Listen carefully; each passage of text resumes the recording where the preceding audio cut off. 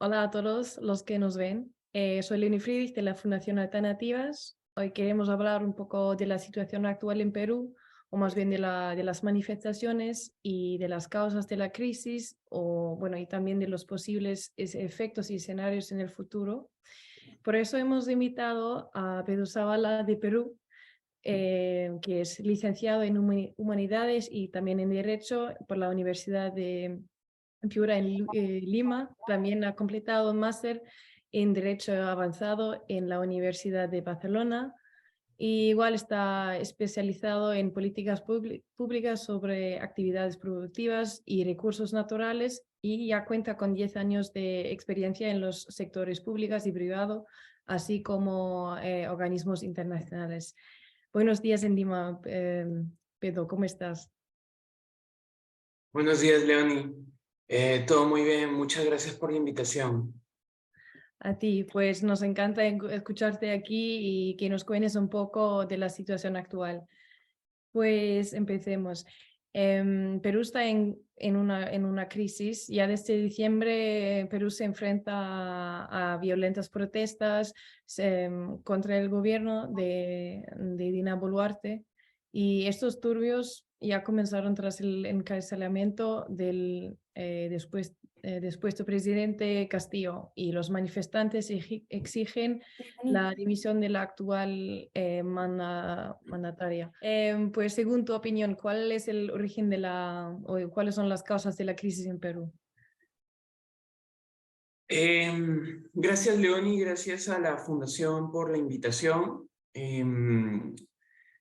El problema, como bien han mencionado, en Perú es bastante complejo, bastante grave, ¿no? Y tiene diferentes perspectivas de dónde se puede ver, ¿no? Tenemos probablemente dos miradas en este momento. La mirada de corto plazo, una primera mirada, que básicamente sucede a partir de la elección misma de Pedro Castillo, que no fue nada esperada, ¿no? Porque teníamos por un lado bloques ya estructurados de candidatos, donde estaba Keiko Fujimori, donde estaba y otros candidatos un poco más de derecha, ¿no? Mientras que tenías un bloque de centro y de izquierda solamente participaba básicamente Pedro Castillo, ¿no? No se esperaba que en una segunda vuelta Pedro Castillo gane las elecciones, ¿no? Y además con un margen bastante cerrado. Y a partir de allí él tuvo una oposición bastante fuerte, no solamente desde el Congreso, sino también desde los diferentes sectores empresariales, ¿no? Esto sumado a la inexperiencia que él tenía como presidente y como alguien que entiende lo que es gestión pública, pues complicó mucho su gobierno. Tomó muchas decisiones que fueron equivocadas a nivel de actividades económicas, recursos naturales, política económica en general.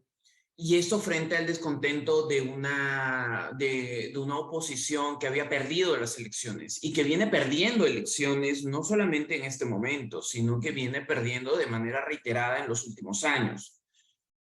Eso hizo que Pedro Castillo en esta última etapa tome una decisión equivocada por completo al romper el orden constitucional, porque él definitivamente lo hizo, rompió el orden constitucional, que trajo consigo su caída como presidente, ¿no? Y con ello, pues, un poco todo lo que conocemos, el ascenso de Dina Boluarte y todo este problema de las manifestaciones que se ha dado, ¿no? Con un discurso que ha ido cambiando también. Al inicio era que se libera a Pedro Castillo, el cierre del Congreso y el adelanto de elecciones con el cierre del Congreso y también una asamblea constituyente, ¿no? Este discurso en el tiempo ha ido cambiando. Ya pocos hablan de Pedro Castillo, casi nadie de hecho habla de Pedro Castillo, ahora todo se ha centrado en el cierre de Congreso, adelanto de elecciones y una asamblea constituyente, ¿no? Esto en principio, ¿no? Pero una mirada más profunda nos tiene que llevar no solamente a ver lo que ha pasado con el gobierno de Pedro Castillo, sino con lo que viene pasando los últimos 30 o 40 años, ¿no? Probablemente desde la Constitución del 93 de Fujimori, ¿no? Que estableció un modelo que tenemos que decir que ha sido un modelo que nos ha ayudado como país a salir económicamente de los problemas en los que estábamos, ¿no? Veníamos de un choque económico que había instaurado Alan García en su primer gobierno, mucha inestabilidad económica, mucha inestabilidad política, que esta Constitución nos permitió establecer una hoja de ruta.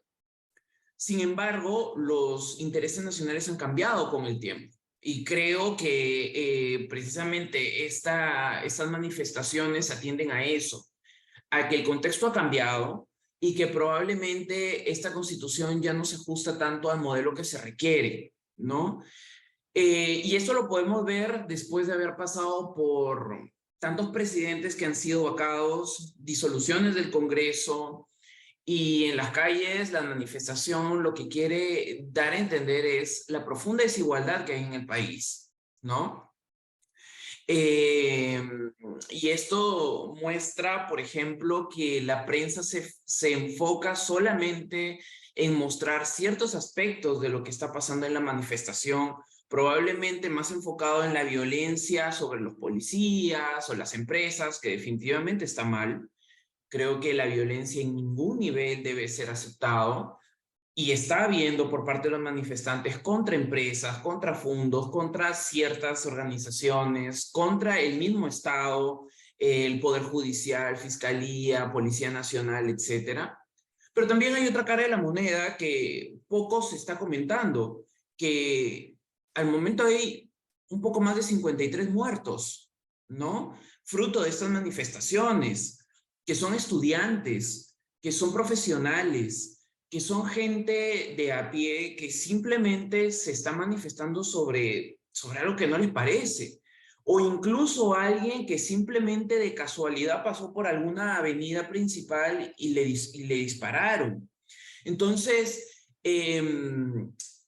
¿dónde queda también la manifestación? ¿Dónde queda la expresión también de estas personas? Esto sumado a una política, a una mala política, a una mala cultura que tenemos en el país, que es la del terruqueo, ¿no?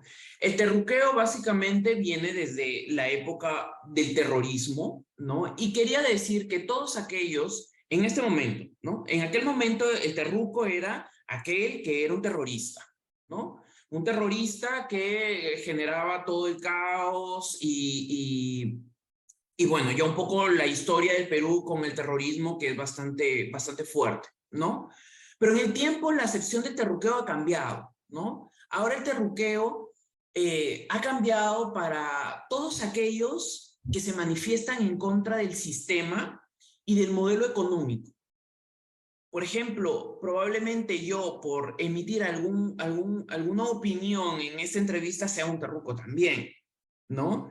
Y esto hace que automáticamente seamos y sean en general tachados todas aquellas opiniones que no van en la línea de favorecer el sistema o el modelo económico. Entonces, al final lo que nosotros vemos es que hay una crisis profunda, política, e incluso, como mencionan algunos analistas políticos en Perú, incluso una crisis de valores, ¿no? Porque ya no se trata de saber lo que está bien o lo que está mal, sino de simplemente tachar porque me parece o porque mi líder dice que debe ser así. Entonces, estamos en un momento complicado y en resumen es un poco esto lo que está pasando. Vale, muchas gracias. Ya llevamos más de un mes en esta situación. ¿En qué punto estamos ahora? O sea, ¿qué opciones tiene la presidenta Boluarte ahora? Mira, yo creo que Dina Boluarte, o sea, no hay que ser muy inteligentes para verlo, que entrando ella al gobierno, pues ha habido un acuerdo, ¿no? Ha habido un consenso con la clase política, con el Congreso y con el sector empresarial para su mantenimiento en el poder, porque si no, definitivamente no hubiese podido continuar hasta ahora, ¿no? Eh, y estas manifestaciones, si podemos ver el análisis del tiempo de los últimos meses, ha sido cíclica, no se ha mantenido en el tiempo. Todo comenzó cuando ella entró al poder y dijo que no iban a haber elecciones, que ella iba a terminar el periodo electoral presidencial, ¿no? Y simplemente Pedro Castillo cometió un error y borrón y cuenta nueva, a seguir lo que hay, ¿no? Creo que esto fue lo que comenzó todo este proceso de manifestaciones, ¿no? Luego ella en el proceso que han comenzado a haber muertos, ojo, que estamos hablando de más de 50 muertos, no es una cifra despreciable para nada. Acordémonos que el expresidente Merino, con 2 muertos, ya había renunciado al cargo, ¿no? Entonces, y esto por decir una exageración, porque en principio no deberían haber muertos, no debería haber violencia. Una simple manifestación y una simple oposición debería hacer que los líderes reflexionen acerca de su comportamiento y sus políticas. Pero bueno, la presidenta pasó un poco por alto las manifestaciones, comenzó a tratar de arreglar la situación. Creo que sí ha habido un proceso de enmienda en todo este proceso, tratando de prácticamente enmendar la situación, adelantando las elecciones, pero no tiene un Congreso tampoco que le interese mucho el tema, ¿no? El Congreso se ha dedicado simplemente a sacar normativas, básicamente haciendo modificaciones constitucionales, sacando leyes en favor del Congreso, y no ha sacado ninguna norma que esté vinculada a las manifestaciones. De hecho, las elecciones al inicio hablaban de abril del 24, se barajó una posibilidad de finales de este año, pero finalmente en primera elección ellos no quisieron aceptar la propuesta y la propuesta que aceptaron fue para el abril del 24. Eso hizo que las manifestaciones un poco bajaran su intensidad, ¿no? Pero las mismas acciones de la presidenta y el Congreso han hecho que nuevamente tomen fuerza. Y ya vemos que las manifestaciones se han tornado, ¿no? Ya no están en el sur del país. Para esto es importante mencionar que pues el país es bastante grande y quienes se están manifestando básicamente es el sur del país, ¿no? Es el sur, costa y centro del país, ¿no? En algún momento donde hubo más violencia, la costa norte, alguna parte de la costa norte también se manifestó y precisamente es donde el gobierno un poco comenzó a enmendar la situación. En este momento, el sur es quien ya no solamente se está manifestando en su zona, sino que desde hace 1 o 2 semanas se han trasladado a Lima y han llevado sus manifestaciones a Lima. Y esto coincide con unas manifestaciones, un discurso que ha dado justo el día de ayer la presidenta Boluarte, donde llama una tregua nacional precisamente para dar un espacio de diálogo, ¿no?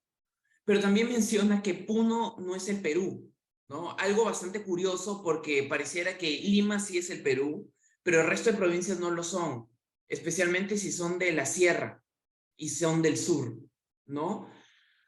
Un discurso bastante desafortunado en un momento tan complicado. Ella misma el día de ayer ha tenido que salir a corregirse sobre lo que ha dicho, pero finalmente ya se manifestó, ¿no? Se comienza a sentir ya cierto disgusto por parte del norte. El norte siempre ha estado más, es un bloque, es una zona que siempre ha sentido más el confort del desarrollo empresarial, ¿no? Entonces hay como que mayor apoyo al sistema, pero aún así se manifiesta, no se manifiesta por el modelo, pero sí se manifiesta por la indignación que pueden ver con los compatriotas. Entonces, yo siento que conforme van avanzando las manifestaciones, el centro y el norte podrían plegarse a estas manifestaciones si es que la indignación sigue creciendo, ¿no? Entonces, está un poco allí en cuanto a las manifestaciones, y las opciones de la presidenta en realidad son pocas. No le queda más en este momento de llamar al diálogo y ver alternativas de solución, porque vemos que el sur no va a dar su brazo a torcer, vemos que están llevando las manifestaciones a Lima, y eso sí le asusta a la presidenta y le asusta al Congreso y le asusta al empresariado. Eso podría sumarse también a que algunos sectores del norte se plieguen a estas manifestaciones, y sin duda una manifestación nacional, un paro nacional, definitivamente haría que este bloque político que se ha instaurado en este momento en el país se rompa, ¿no? Eh, vale, bueno, es obvio que estemos en una situación bastante difícil, muy complicado.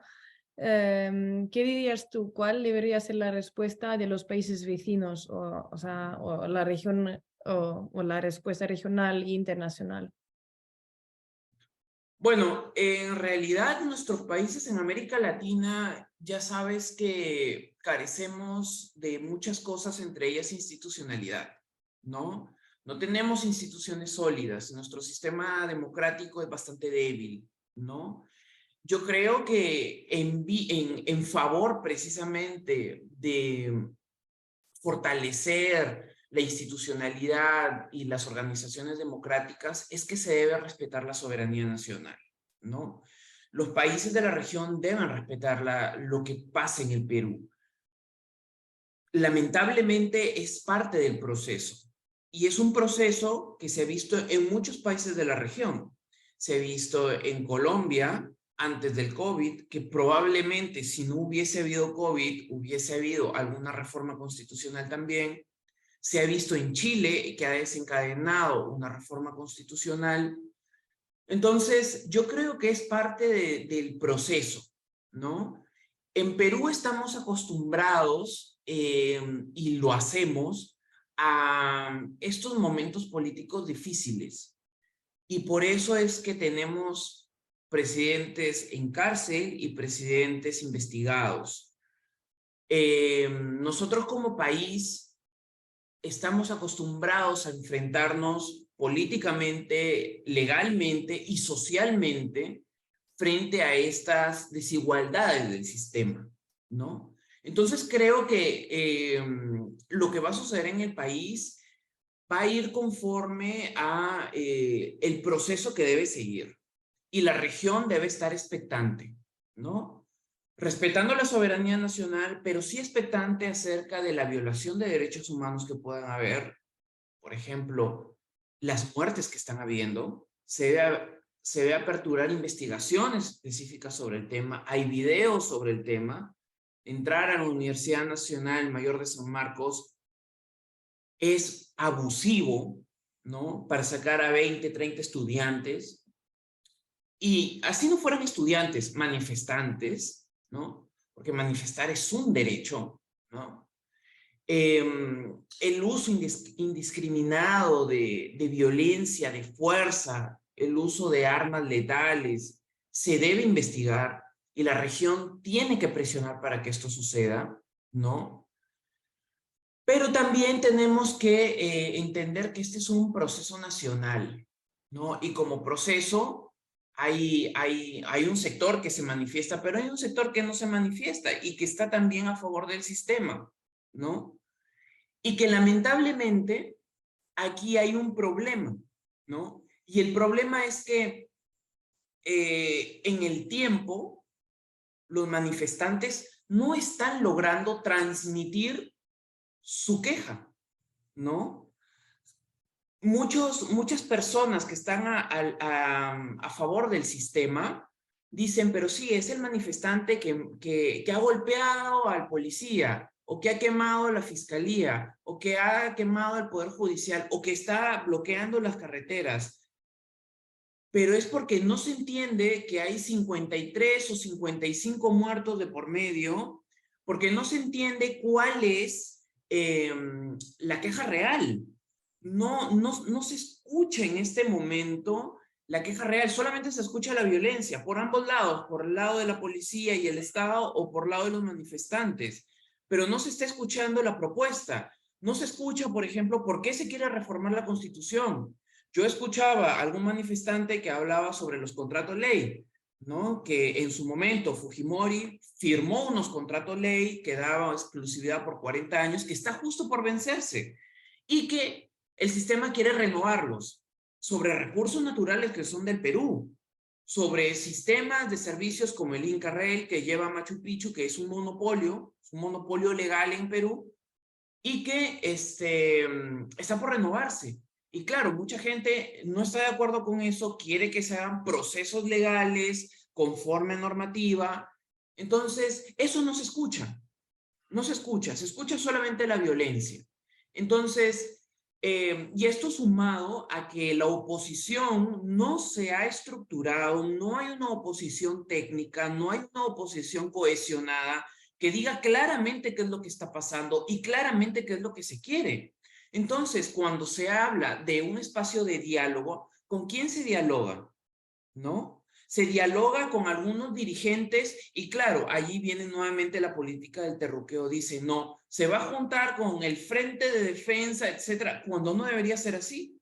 Cuando debería haber una oposición organizada, técnicamente estructurada, que pueda decir, esto es lo que está pasando. Lamentablemente, lo que pasa en Perú no es exclusivo de nuestro país. Es en realidad una media en los países de América Latina, que los movimientos y manifestaciones se estructuran y se dan conforme a las necesidades, ¿no? Trabajar en estructuras técnicas y serias, yo creo que es la labor a posterior, ¿no? En este proceso de diálogo se tiene que estructurar una defensa técnica, una defensa estructurada acerca de qué es lo que se quiere y tender puentes de diálogo entre ambos lados, porque un país como el Perú, que lleva 15, 20 años en discusión, no puede despegar, lamentablemente, por este tipo de cosas. Manifestaciones, disoluciones, vacancias, que hacen que el Perú se retrase. Entonces, esto es un poco lo que está pasando en el país. Pues muchas gracias. Creo que hemos visto que se trata de una crisis bastante profunda, muy compleja, pero esperamos que se calme la situación muy pronto. Pues muchísimas gracias, Pedro. Quiero agradecerte por tu tiempo y también por compartir tus ideas. Y bueno, ha sido muy interesante, la verdad. Y bueno, ha sido un placer. Muchísimas gracias. Muchas gracias, Leoni, y a la Fundación por la invitación, y quedo atento a seguramente otras intervenciones. Hasta luego. Espero que sí. Bueno, muchas gracias.